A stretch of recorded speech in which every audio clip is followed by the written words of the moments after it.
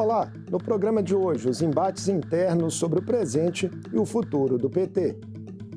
À frente do Palácio do Planalto, o Partido dos Trabalhadores aumentou em 37% o número de prefeituras conquistadas nas eleições de 2024, mas ainda ficou distante de seu melhor desempenho histórico nesse ranking e vê partidos de direita e centro-direita mais bem colocados. Em Minas, ficou fora do segundo turno em BH e celebrou reeleições antecipadas em cidades polo que já administrava. O que esse saldo diz sobre os desafios mais imediatos e de médio prazo da legenda no estado e no país? Eu converso com a prefeita reeleita de Contagem, Marília Campos. Bem-vinda mais uma vez ao Mundo Político, prefeita. Um prazer recebê-la na TV Assembleia e também aqui no Parlamento, que foi por tantos anos sua casa. Obrigada pelo convite, é um prazer enorme estar aqui com vocês e com os ouvintes da TV Assembleia. Marília, entre as 252 prefeituras conquistadas pelo PT nas eleições de 2024, a sua reeleição em Contagem para um quarto mandato, definida ali em primeiro turno com 60% dos votos válidos, foi um dos triunfos mais emblemáticos. A cidade era, até aquele momento, a maior do país administrada pelo partido, segue nessa condição até dezembro. Quais serão suas prioridades de gestão nos próximos 4 anos à frente desse importante centro industrial da região metropolitana da capital? O processo eleitoral, além dele escolher quem que vai governar a cidade, ele é muito importante para a gente ficar mais perto daquilo que mais a população deseja, daquilo que ela mais precisa. E, sem dúvida nenhuma, duas questões ocupam um lugar de destaque na minha cidade e acredito que na maioria das cidades da região metropolitana de Belo Horizonte. Primeiro, a questão da mobilidade urbana, especialmente o transporte coletivo, que parte dele é administrado pelo Estado. No caso da minha cidade, 70% é administrado pelo governo do Estado e 30% pelo município. Nós estamos fazendo muitas obras de mobilidade, justamente para melhorar o transporte, agilizar, ficar mais barato, mas é importante que o Estado também se aproxime para que a gente possa integrar o transporte coletivo e a gente garantir o direito de ir e vir, que está muito comprometido na região metropolitana. E especialmente também porque a gente gasta um trajeto que a gente poderia fazer em 15 minutos, 20 minutos, a gente gasta 1h30, 2 horas, dependendo do horário que a gente sai de casa. Então, mobilidade, transporte coletivo, o transporte sobre trilhos, metrô, que nós já conseguimos uma pequena ampliação, estamos lutando muito para ampliar mais uma estação do metrô em Contagem e também colocar o transporte de passageiros no eixo Belo Horizonte, Contagem e Betim. Então, eu já estou dizendo o que é demanda e já colocando que a gente já está lutando para que isso se transforme em realidade.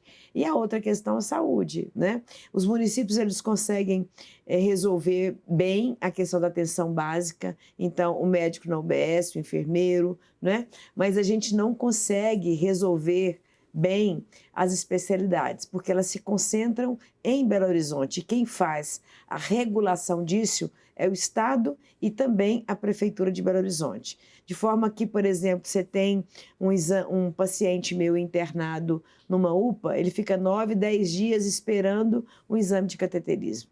Ou 9, 10 dias esperando uma cirurgia de fêmur, que é alta complexidade, né?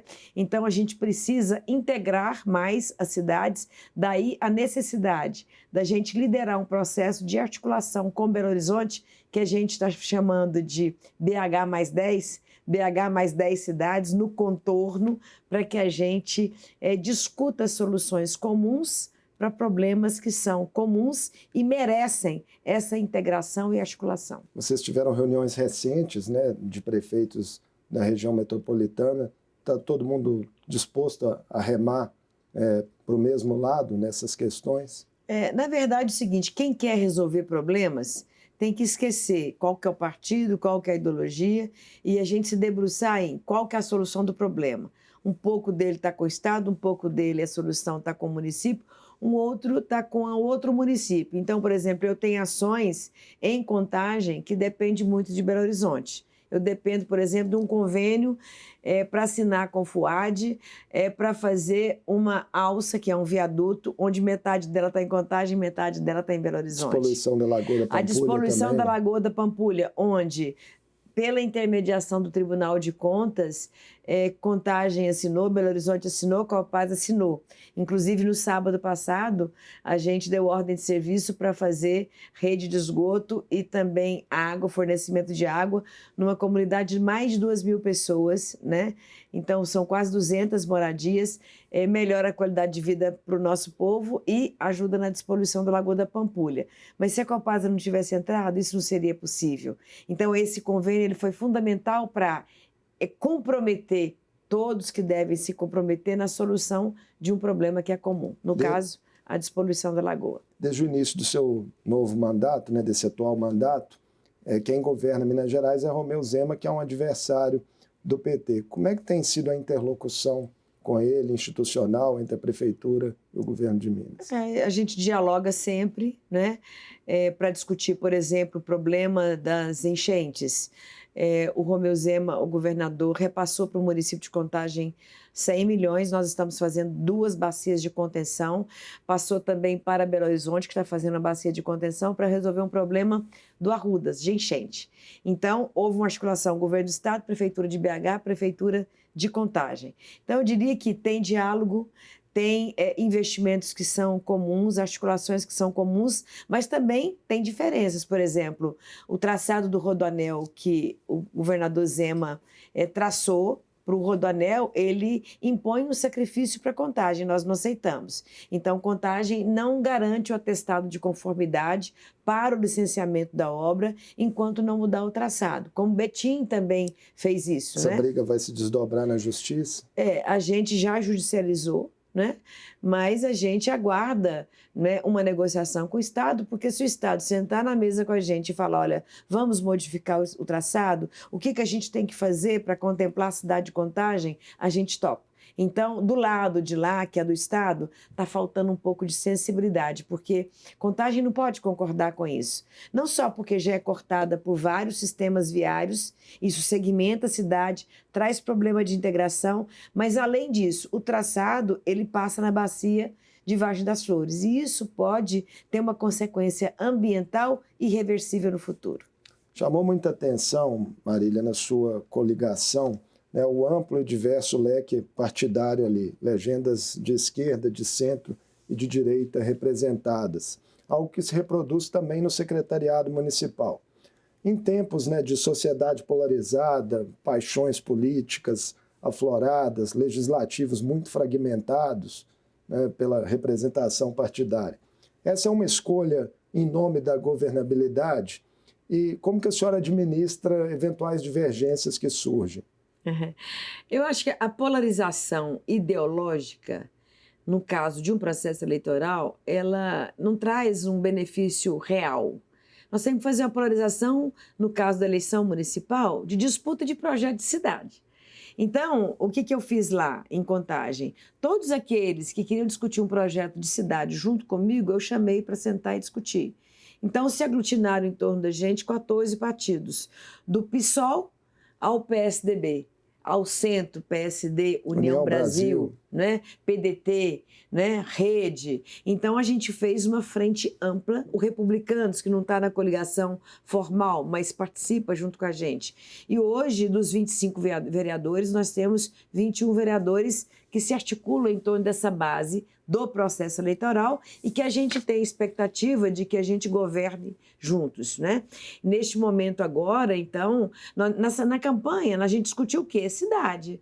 O que nós fizemos e o que a gente pretendia fazer. Eu não entrei em polarização de costumes, moral, né? Questão ideológica, eu não entrei nisso. Mas internamente, assim, até pela diferença de perfis entre os partidos, surge pontualmente divergências na equipe, que a voz da prefeita tem que vir para assentar alguma questão? Por enquanto, no processo eleitoral, eu nunca governei com tanta gente, né? Sempre eram 3 ou 4 partidos. Então, para mim, vai ser um desafio grande, né?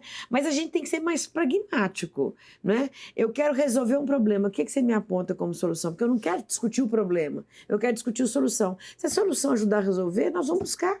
Seja onde ela estiver, né?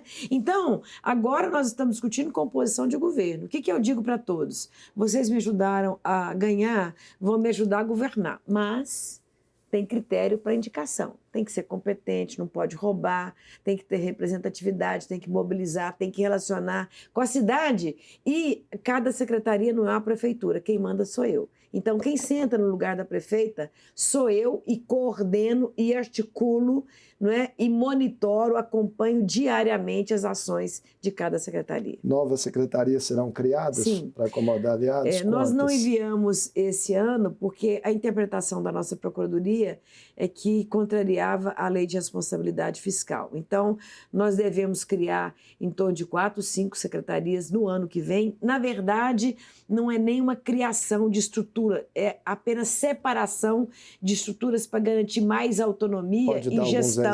Por exemplo, nós temos na Secretaria de Obras e manutenção. Eu quero separar manutenção de obras, né?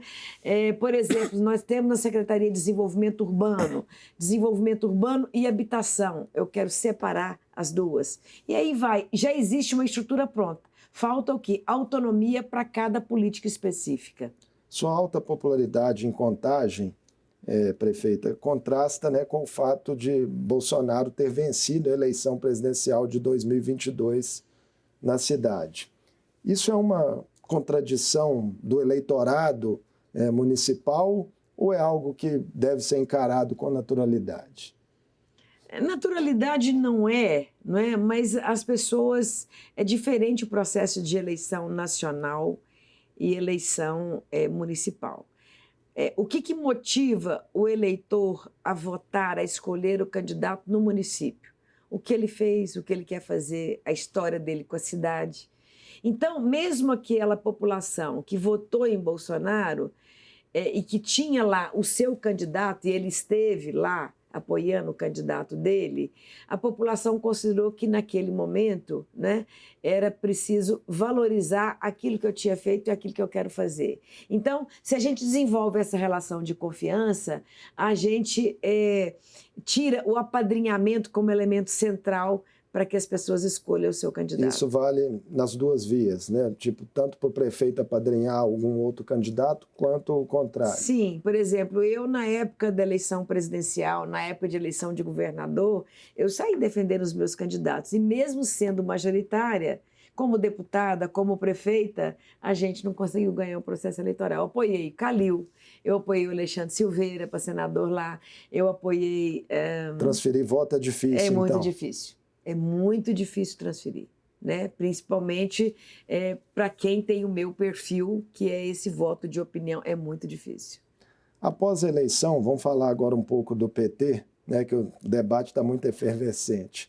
A senhora e alguns parlamentares fizeram críticas públicas à opção que o partido fez em Belo Horizonte por uma candidatura própria. Na sua visão, foi um erro estratégico, mirando o cenário político estadual para 2026? Marcos, eu acho que o PT ele tem que parar um pouco para pensar. No seu discurso, na sua estratégia política no legislativo, ele tem que parar para pensar na sua estratégia eleitoral. É claro que quando a gente quer crescer, a gente lança candidaturas para marcar a posição. Mas em alguns momentos, a gente tem que pensar que existe outras necessidades. Por exemplo, a de vencer um projeto que seja democrático, popular, mais avançado para um determinado local. Quando a gente coloca isso como objetivo, a gente não pode marcar a posição. A gente tem que formar uma frente, porque aquele objetivo ele é maior do que marcar posição. E eu acho que a estratégia, então, eleitoral do PT neste ano, para as eleições municipais, ela proliferou com candidaturas a prefeito, a prefeita, apenas para marcar posição. E eu acho que contribuiu pouco neste momento, que era o momento de quê? De dar vitória ao centro ou até mesmo à esquerda. né? Então, eu acho que o PT errou, né? E com isso, ele não só teve derrota eleitoral, como acumulou muitas derrotas políticas também, porque não conseguiu nem crescer, nem fazer crescer os seus candidatos. O nome da senhora já é especulado para composições de chapas para o governo de Minas, para o Senado. A senhora está disposta a avaliar essa possibilidade daqui a 2 anos? Eu diria que não é uma questão de disposição. Disposição tem para ser prefeita, para ser governadora, para ser presidente, mas não é isso. Nós temos que pensar um novo projeto para Minas Gerais e um projeto que seja viável eleitoralmente. Eu acho que pelo fato de eu ser do PT, a gente não é viável eleitoralmente. Minha experiência em todo esse processo eleitoral... Mesmo quebrando polarizações, por exemplo, mesmo em Contagem. quebrando, porque aí nós vamos ter que conversar com 853 municípios, né? Então, para a gente ter uma candidatura mais competitiva eleitoralmente, nós precisamos de uma candidatura de centro e que forme uma frente ampla. E eu quero ajudar a construir isso, não como candidata, mas como prefeita que venceu 4 eleições, que tem credibilidade, inclusive em grande parte do Estado.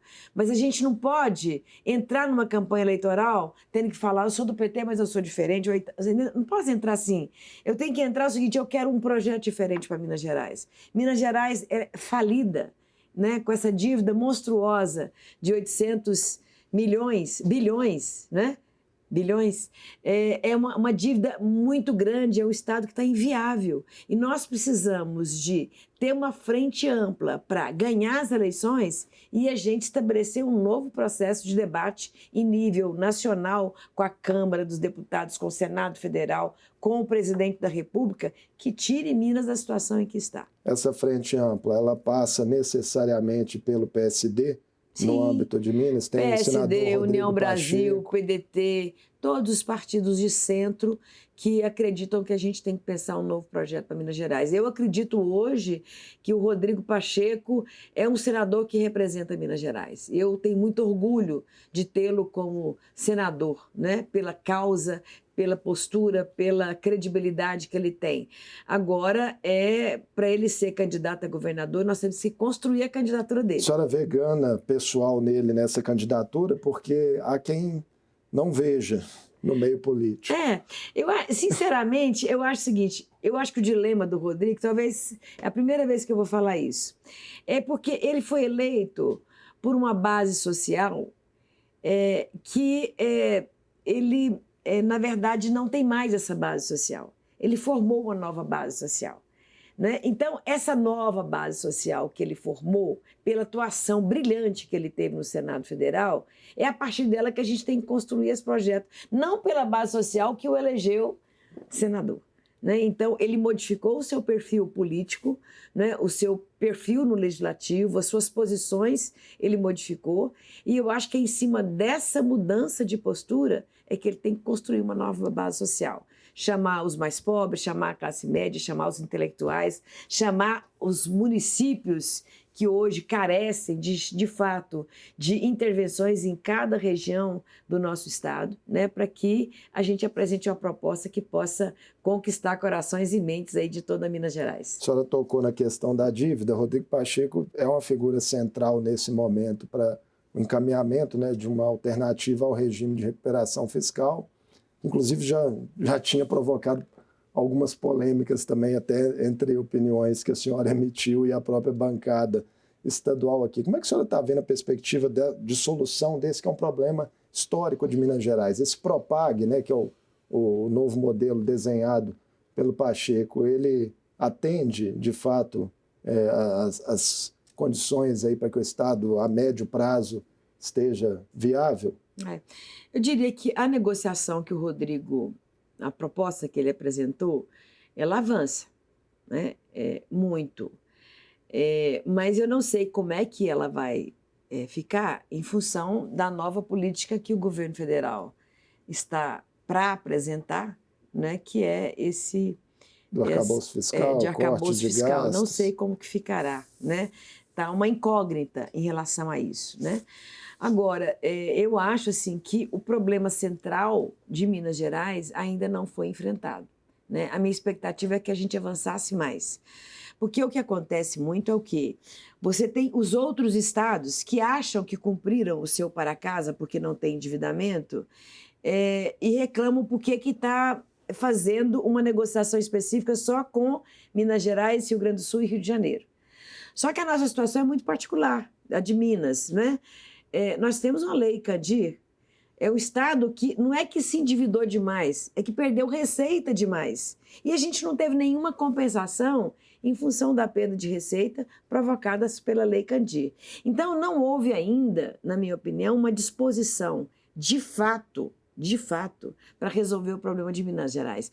Minas Gerais não terá uma solução se não for negociada de fato com o governo federal. E negociação, nós temos que mexer não só com a despesa, com o pagamento da dívida, nós temos que mexer com a receita, que é a Lei Candir. Tem um ponto, né? O Propag prevê cessão de ativos do Estado para abatimento ali, né, de juros, e o governo Zema acaba de entregar aqui na Assembleia, nesta quinta-feira, projetos para privatização da Copasa e da CEMIG, né? Pois é, eu fiquei sabendo disso agora, né? Então, assim, nem para mim foi um susto, né? Eu não vi o projeto ainda. Para mim é um susto porque essa hipótese ela estava afastada em função do processo de negociação, mas talvez também seja uma estratégia apenas para provocar o debate, né? Não sei, sinceramente eu não entendi essa estratégia. Lei Candir, a senhora tocou na questão, mas o Supremo, há um tempo atrás, né, mediou ali um acordo, Minas Gerais recebeu só 8 bilhões de reais, tinha uma expectativa aí por alguns agentes políticos de 130 bilhões. Como que dá para ressuscitar isso? Pois é, Minas abriu mão de discutir o passivo, não foi o que aconteceu no Pará. O Pará, ele judicializou e não abriu mão de receber. Agora, se não é para discutir o para trás, tem que discutir o para frente, porque nós continuamos a não ter receita. E qual é a compensação que a gente está tendo? Essa que é a discussão que nós temos que fazer. Por que nós temos essa desoneração tão grande dos principais produtos nossos, que é a economia de Minas? Então, a gente só discute a despesa. Tudo bem, nós temos que discutir a despesa, nós temos que discutir a taxa de juros, né? Que, aliás, hoje, comparada com a taxa de juros que nós temos atualmente, ela está até subsidiada, porque ela está menor, né? Está 4% na dívida e a taxa de juros nossa Selic está 11%. Não é isso?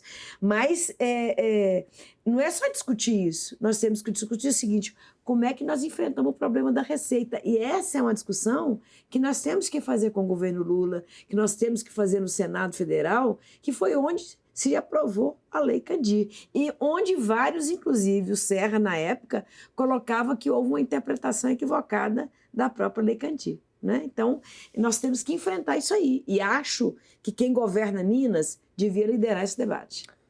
Prefeita, assim como em Minas, nacionalmente também há um debate efervescente sobre o futuro do PT. Fala-se muito em perda de conexão partidária com setores expressivos da sociedade, principalmente as pessoas afetadas pelas novas relações de trabalho, também de dificuldade de renovação de quadros.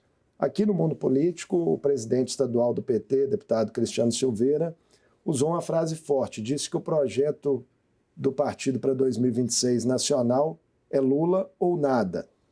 São questões que devem aí repercutir diretamente no processo de eleição dos diretórios da legenda no ano que vem?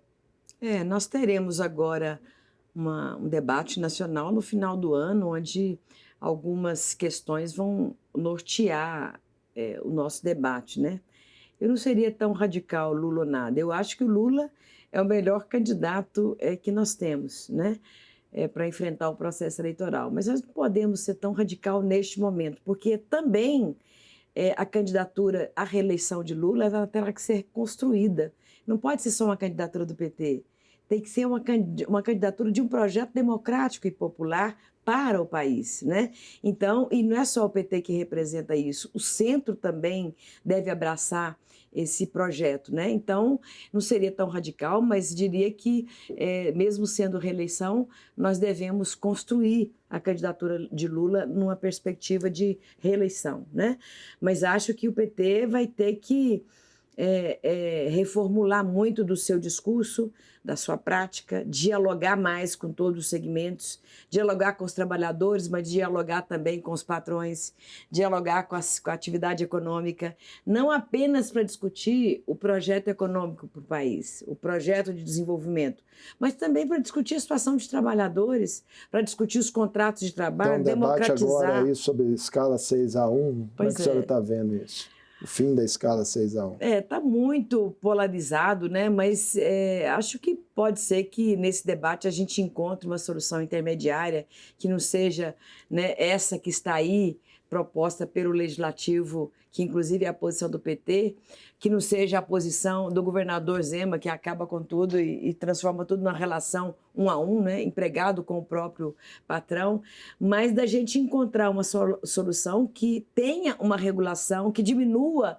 a jornada de trabalho, que é uma tendência do mundo, a redução, mas que a gente aposte também num processo de democratização na relação capital-trabalho, onde os contratos coletivos comecem a ser fortalecidos e aí possibilitando as negociações específicas das categorias, como já ocorreu no passado.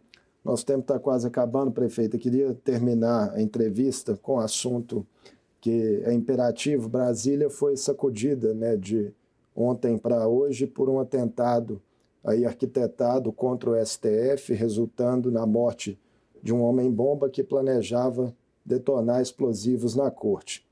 Que lições esse episódio, né, mais um de extremismo, deixa, né, para a nossa sociedade?